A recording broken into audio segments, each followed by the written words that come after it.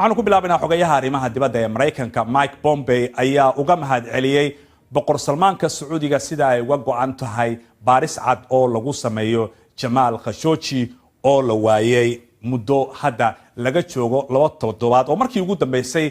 wariyahaasi ama suxufigaasi la arkay isagoo oo sii galayay konsuliyadda Sacuudiga ay ku leeyihiin magaalada Istanbul. waxaana xogayaha arrimaha dibadda ee waddanka Mareykanka uu Sacuudiga u jooga wax lagu sheegay kulan foolka fool ah oo uu la yeelanayo madaxda waddankaasi oo uu ku jiro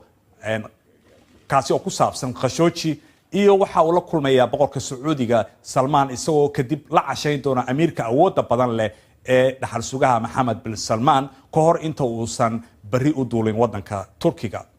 taasi ma waxay tahay haddaba wax Washington iyo isbahaysiga reer galbeedka ay iskaga indhatirayaan eedaynta inuu dalkan geystay dil. madaxweyne Trump ayaa horay ugu tilmaamay dilayaal khaymiina in ay ka dambeeyeen.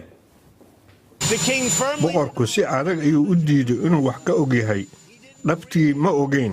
laga yaabee ma doonayo inaan maskaxdiisa ka hadlo balse waxay iigu muuqataa inay gacan ku dhiigayaal khaa'imiin ah yihiin.